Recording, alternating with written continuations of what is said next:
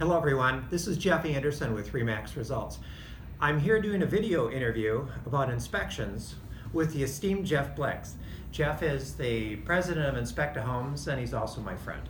And he's agreed to do this interview to give you some further information about the inspection process.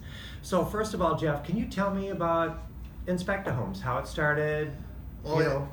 Sure. Inspecta Homes, Jeff, is the oldest inspection firm in this part of the country. It was started back, actually the founders of that company, my father and Roger Hankey, who was one of the founders also, started doing these inspections back in the mid-70s, and they actually incorporated Inspecta Homes in 1981.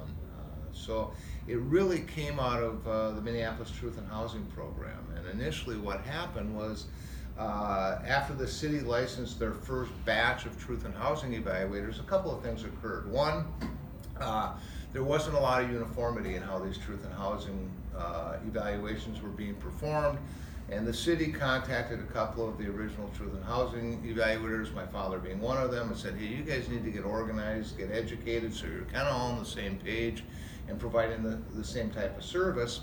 And out of that came the Minnesota Society of Housing Inspectors, which was actually formed as a group to provide continuing education to evaluators for the city of Minneapolis.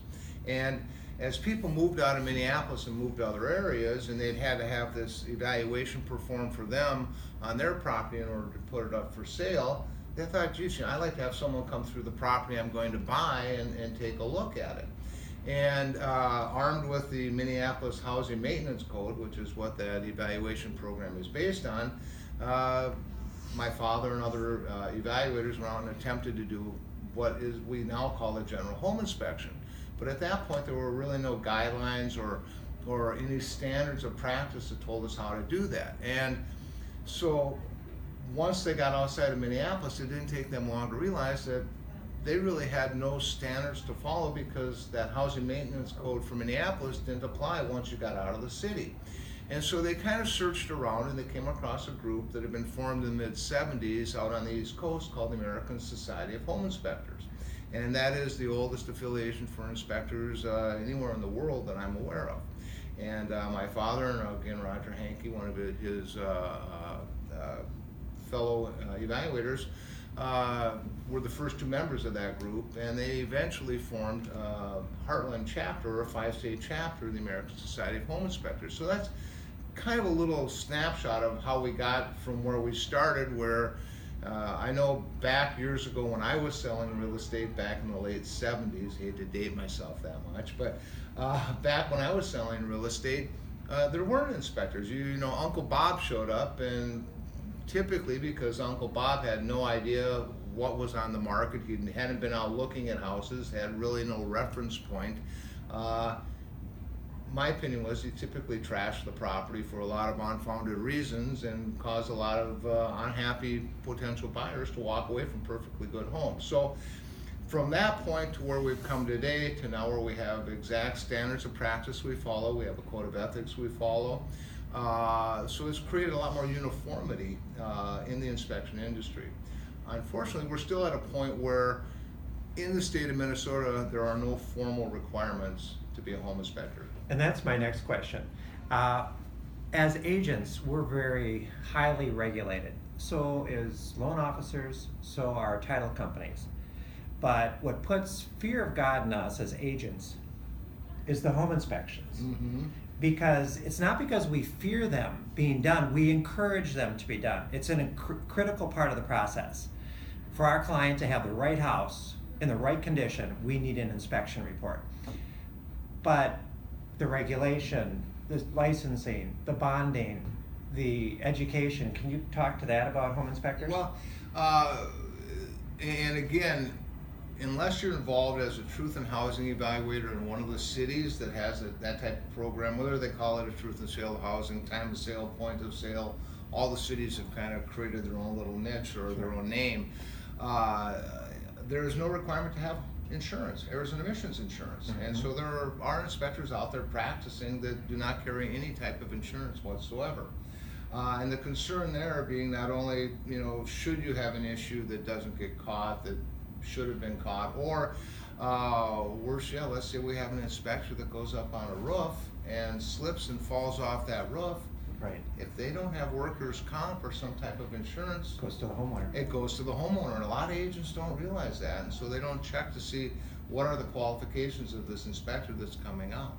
Now, any stranger, my Uncle Bob, if he wanted to be a home inspector, he could just say he's a home inspector, right? He could print up a card and call himself a home inspector by this afternoon, you know, which is kind of scary. And It so, is scary. For our industry, for how details are so important, and all the legalities that we have going into a transaction, disclosure and everything else, to have what I view is a weak link in our industry is scary. And I agree. I'd like to think that for the most part, the inspectors that are out there that have been doing this for any length of time are qualified, Yes. have been doing a good job. But as with any industry, there's always that one bad apple that creates a ripple for everybody that wants to be professional and do it the right way. Sure. I think we've come a long way with these standards. They've been continually refined. I think a big part that would be helpful is more education in what home inspectors do, and importantly what they don't do, because there are things that we do not do that are Right. beyond the scope of what we're there to do. And I think we kind of get put under a large umbrella, not only by the home buyer but by some agents, that we are there to look at everything, to find every single problem. Sure. And that's never going to occur. And I don't care how long you've been doing this, how well trained you are, you never find every issue on a home, because there are just so many different things that we look at and so many different components within that home that interact with each other. And just to speak of that, what Jeff is referring to, I know this is confusing, Jeff and Jeff, but say that the inspector sees a furnace that flame isn't the right color. The inspector, since he's not a certified HVAC person, will suggest then that the buyer gets an inspection done by a furnace technician. That's an example. And that's very common. That's very common. We, especially in our area of the country where we depend so much on our heating plants, you know, what, Right. 10 months out of the year or something like that. So, Sure. yeah, And also some things that go beyond the scope of an inspection, but you have to rely on other aspects of the transaction, are like the AC unit. Well, you can't turn an AC unit on in Minnesota right now. It has to be at least 50 degrees, at least 50. at least 50 to even turn it on. So you have to look at the seller's disclosure, and you have to make sure that then in the springtime you turn it on, that if it's not working, you just have to go back to the seller's disclosure, and then that's an issue that an agent has to address with the homeowner and their agent. But maybe we can kind of talk about why should a buyer get a home inspection? I mean, it's not cheap, it's not overly expensive, but it's not inexpensive. No. But there's value there. And can you talk about that? Well, and I think with all aspects of buying a home, there are a lot of costs involved, and even though a home inspection is a small amount Sure. comparative, you know, everything kind of snowballs and it all gets added into the end amount. So I think for a buyer, the reason you'd want to get an inspection is that number one, it's done by a neutral third party. We have no financial interest in the property.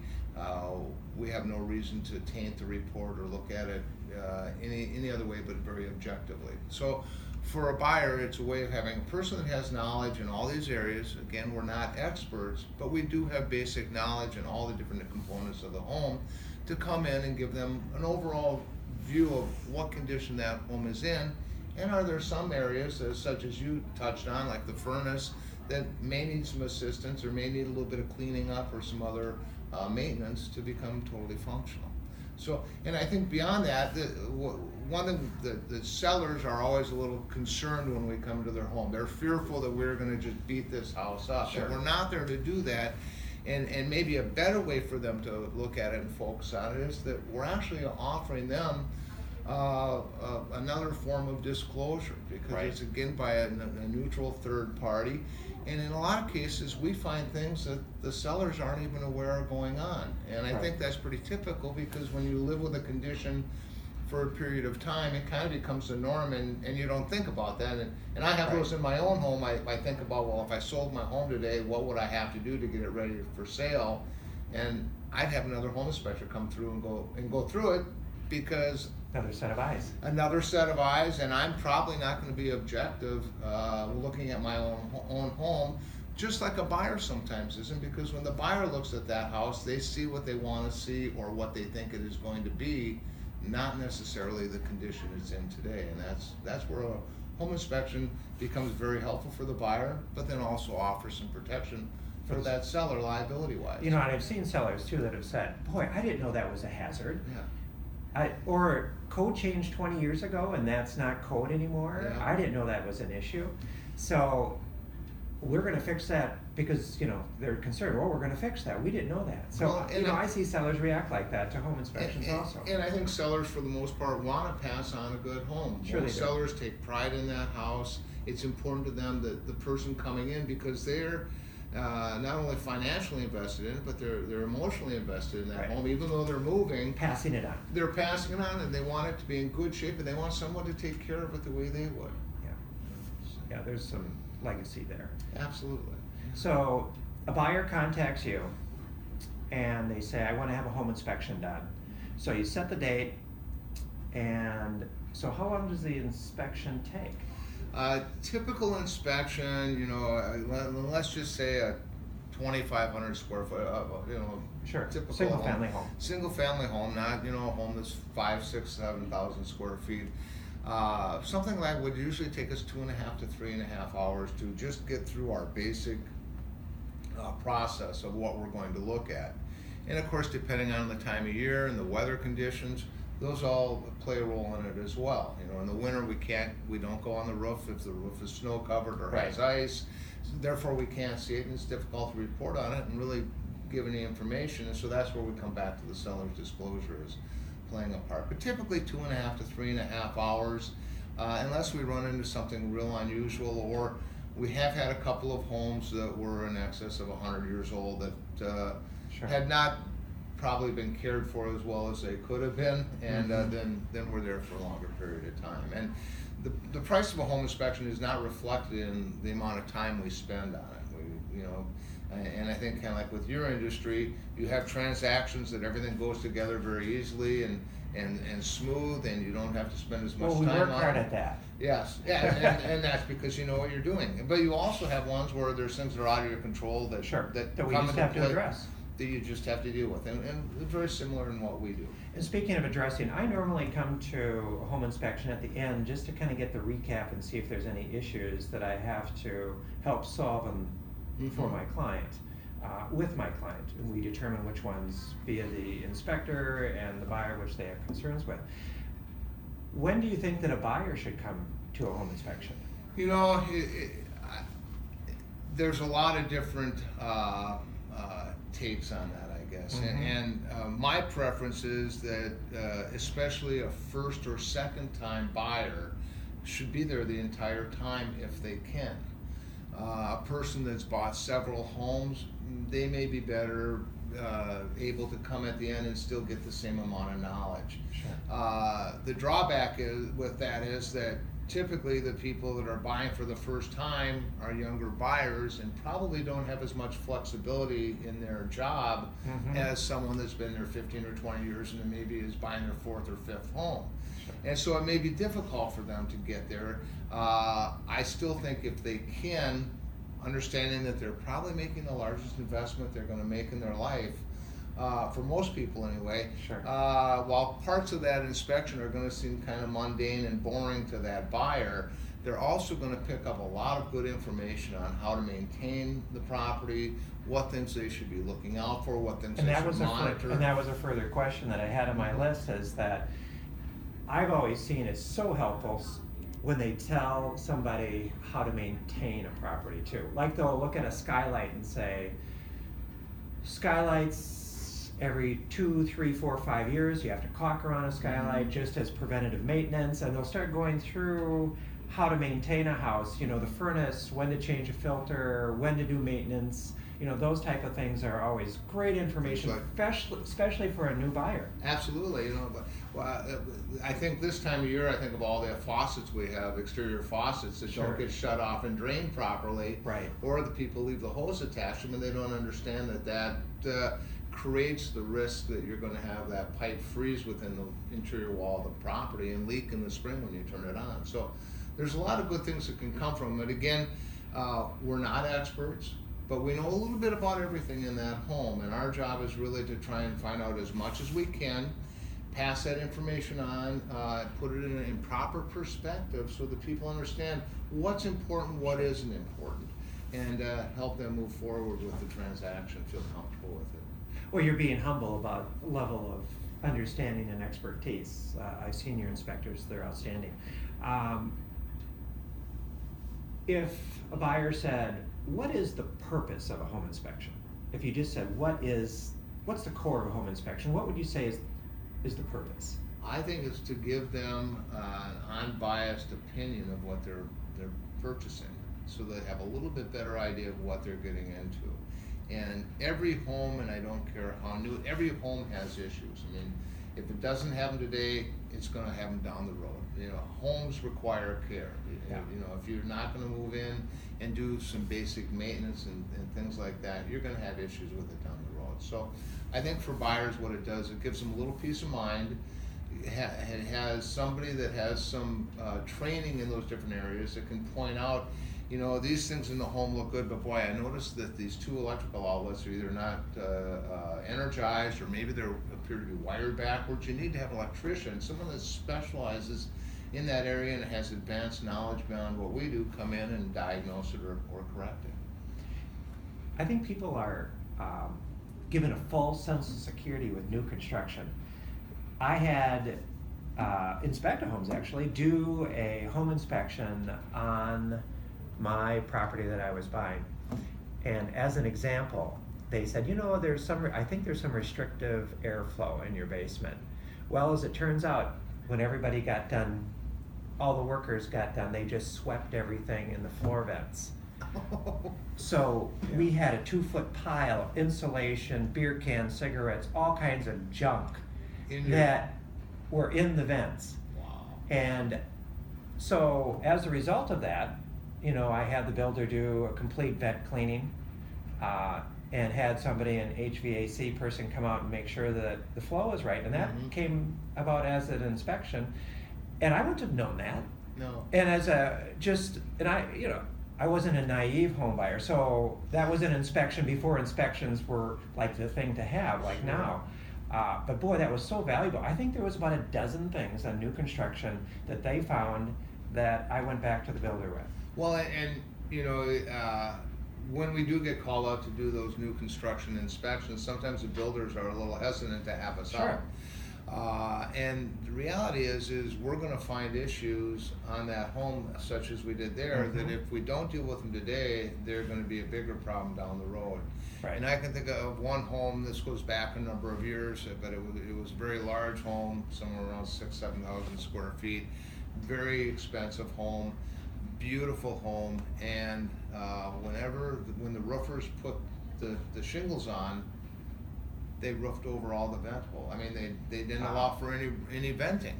Sure. And of course, everybody looked at the home, and it was such a magnificent home that no one focused in on that. But the inspector got out there, and that's one of the things they're looking for, is how that attic area performs, insulation, venting, that make sure type it of doesn't thing. Get moisture trapped up there. Yes. Oh my God, dude, there's no venting in that roof. And in that case, the builder was very, very thankful that we'd caught that, because that would have been a huge problem, especially as we got into the winter months. And it's not an exterior, it also can be an interior. When they blow the insulation, they could cover the vents and the baffles too. Yeah, so cover that's all the chutes and the soffit venting. And a buyer wouldn't know that. You'd He's not never going to know walk that. upstairs and tread through insulation. No. Or know what to look for. No, exactly. And so, again, even in new construction, it's man-made product. Sure. There can be issues with it, and hopefully we're going to be able to find those and bring them to light so that they can be dealt with properly before they become a major issue. Now, a buyer gets a home inspection done, they're completing, everything's done at the house. At what point does the buyer get pictures, the report, everything about that home Great inspection? question. And every company is a little bit different in how they do that. And Mhm. even within my company, we have people that do it slightly different. Okay. They are all equipped to deliver it on site. However, many times what they will do, and understanding that we take, in some cases, up to 100 photos. Right. Now, all those photos don't go into the report, but the buyers do get a copy of them. We give them a thumb drive with all those photos on it.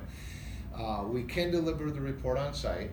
We can email it out from site. What often happens is the buyer and the inspector go through and review that report, and then the inspector may go back and do some cleaning up of the report, or maybe add a few comments to it, that type of thing, and send it out that night.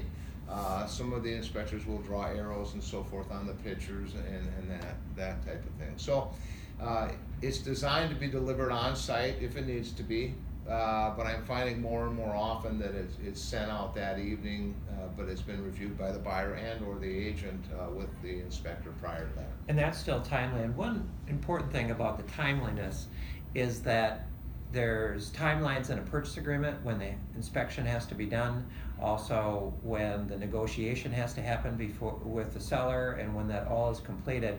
And those timelines are important, because Absolutely. if you breach the timelines, you breach the purchase agreement. So that's why it's really important not only to have the inspection done promptly, but to get the inspection and then address the inspection with the seller. Absolutely. Or if you're seller, you expect the buyer and the buyer's agent to bring that forth in a very timely manner. When I first started in real estate, nobody knew anything about radon. And it's only been a buzzword and added to our disclosure statement the last couple of years for the standard purchase agreement for the Minnesota Board of Realtors. And before that, only people that were relocating, normally corporate relocations, required a radon test. And sometimes they would require termite tests because they were, of course, located down south, and they didn't realize here that, well, we don't have termites. No, we've seen once in a great while if lumber comes in from another part of the country, something unusual occurs, that might happen. But for them to live through one of our winters, Right. That would be pretty difficult. So Yeah. we don't have that problem. But I do see that request come through occasionally from Sure. relocation companies. And you're right, the radon, the whole radon issue, while we've been testing for it since, I want to say the early 80s, back when we put out these charcoal canisters, Sure. and we put them out at the house, and you never knew what happened to them once you left, and you come back 48 hours later and pick them up, and you take them to a lab, and they'd weigh them, and they'd come up with a concentration radon. And we did it that way for many, many years. But again, the problem with that was we never knew whether someone was tampering with that Right. device. Opening windows, doors, all And- the things that will affect the accurate and- reading. Yeah, and to a certain degree, we still don't really know that. When we go in now, what we use are electronic monitors. Right. We've been using those for probably the last 15, 20 years, something like that. They're pretty slick. They take a reading every hour. Typically in a real estate transaction, we put it in for a 48-hour period. This gives us a reading every hour, so you can kind of track when that radon level becomes higher or lower. Sure. And all homes go on what is a diurnal cycle, and the importance of doing that 48-hour test and having it between 46 and 50 hours is that some homes test higher in the morning, some test higher in the evening, and so we want to complete that cycle every time we test for it. So it's gotten a lot better. Certainly adding it to the purchase agreement has created a lot more awareness of it. The Minnesota Department of Health has done a phenomenal job in reaching out to the community and providing education as to what it is and how it affects people. I know our radon testing has gone up dramatically in the last 3 years. Of course. And just for education, radon is a gas, and it's a gas from uranium, and there's a huge uranium bed under the state of Minnesota. People don't realize that. And it creates a gas. And gas, it's like water, finds its way. And it finds its way up, unlike water, which finds its way down. But it finds its way up, and you can have a house that your next door neighbor can have radon. And you cannot have radon. We have tested homes literally across the street and had a high reading on one and a low reading on the other. You just don't know where the gas is going to come up. And it doesn't make any difference whether it is a new home, an old home, although all the new homes now require that they have at least a passive system. And maybe you can tell us the difference. The next question I had for you, is how do you get rid of radon? Okay, and you're right. Radon is just a naturally occurring soil gas. There's no way to stop it. Just like carbon monoxide or methane, it has no color, no smell. You don't know what's in the room, but it's literally everywhere. Mm-hmm. And really, ventilation is the way to take care of the problem. And typically, what is done, and there are a number of different ways of doing mitigation to get that radon out of the home safely. Typically, in our area, sub-slab depressurization system, where they're literally either tying into a sump pump, or they're maybe digging essentially a hole in the basement floor. Could you expand on that? The sump pump. The sump pump then is connected to a drain tile. A drain tile that goes Yeah. all around the perimeter of the Yes. home in most cases. And so again, you're exactly right. The radon, just like water, takes the path of least resistance. And especially in the winter months when we start closing everything up, depending on the ventilation, how the home is used, how the homeowner uses it, may actually enhance that radon coming into the home. And so by connecting that pipe into that top of that sump pump basket, Mm-hmm. everything has to be sealed airtight. Right. And essentially that pipe can either run up, it can run on the outside of the home, although typically in our area we see it going up through the middle of the home, somewhere Through the garage. through a garage. They're going to try and do their best to hide it. We don't want it coming up Right. in the middle of the living room. Okay, Exactly. It would not be aesthetically pleasing. But that just goes up and out through the roof, and a passive system does not have any type of a fan in it. So it's just relying upon that natural movement of air to take that radon up the pipe and out above the roof line. New construction requires that. They also require that there be an outlet up in that attic area that's dedicated for a radon fan, because if we can't lower that radon level just with that passive system, then they will put a fan in up in the attic that is inline, that runs constantly and creates that ventilation to pull the radon out from below the slab before it enters the home. And some people are concerned about, well, you got a motor up there, they are so quiet. You're never going to hear them. You're never going to hear it. No, you'll never hear it. Yeah. And especially up in an attic, you think it's up out in the open area, so you've got a layer of insulation, vapor barrier, sheetrock, Right. that type of thing. So and they're very quiet running anyway. And then people will say, well, if it's so quiet, how do I know it's not working or it stopped working? Well, on the very good question, and on the pipe that carries it, there's what's called a manometer, and it tells you whether it's pressurized properly or not, so that you know whether the system is doing what it's supposed to do. So. Wonderful. Yeah. And radon is an issue that we should be dealing with. I would tell people that if you're not involved in a real estate transaction and you want to test, and this is not that I want to turn away business, but I would recommend that people that are just out to test their home on their own go through probably the Minnesota Department of Health, and I think you can buy these test kits for around $10. Right. And now the drawback with them is that they only give one reading. The upside is they can place it in the home and it can sit there for more than 90 days, which would then be a long-term test, which would give them an overall average for a longer period of time. When we're in there, it's a snapshot, and it's still the best model we have, the best way Sure. we have in a real estate transaction to diagnose whether or not that's an issue. But for a typical homeowner, if they're watching the video and then, hey, we want to get our house tested for radon, you can hire us to come out. We'll come out and do it, but the cost is going to be much more than $10, because we're sending a person out there twice and we're using a highly technical Sure. piece of equipment to monitor with. But to just get an idea of whether or not they're in a safe area, this is a perfect time of year to be doing that in the winter It's months. funny that you should say that. My children's bedrooms are downstairs. I have a walkout Rambler. Mhm. And about 10 years ago, I thought, radon's getting to be such a big deal, I'm just gonna test and see if my house is safe. I had a high radon test.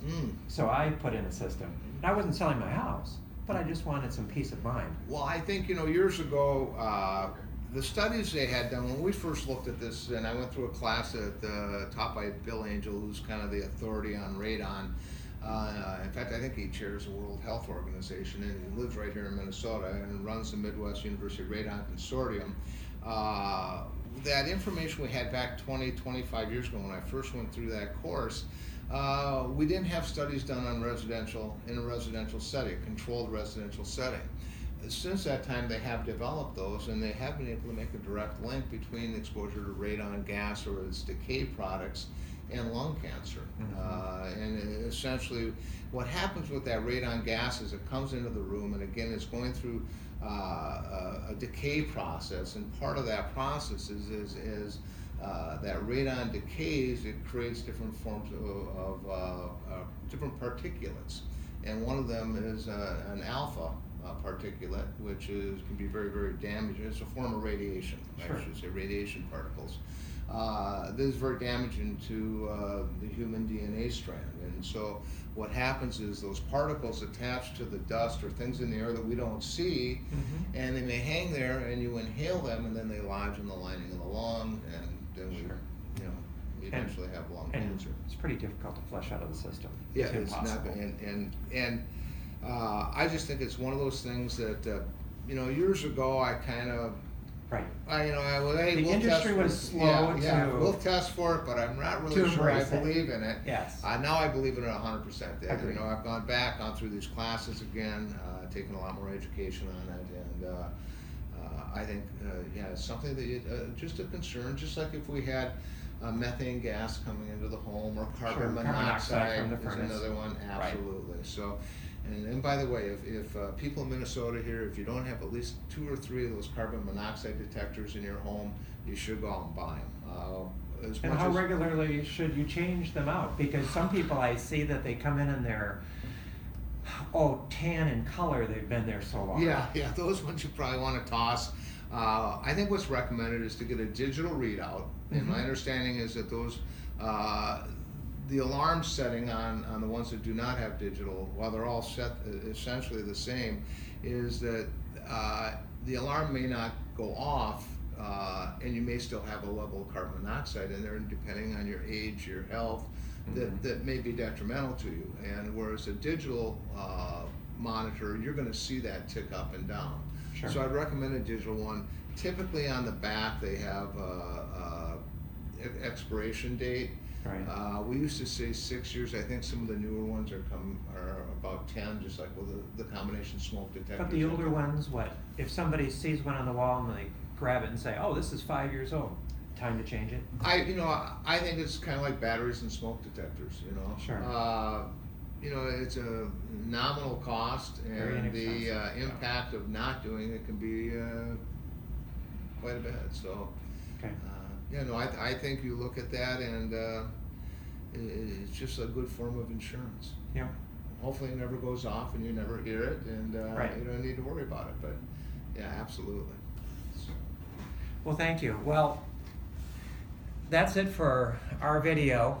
I don't want you to have fears about this process of the inspection, because there was a lot of information here, and some of it sounds a little dire, but it's only because it's important to have a home inspection. It's important to find those things out in the home inspection so you and your agent can address those. And once that's done, you'll have a safe and healthy house. So thank you, Jeff. I appreciate My pleasure. it. Thank you for your time. That was a good interview, and I appreciate your time.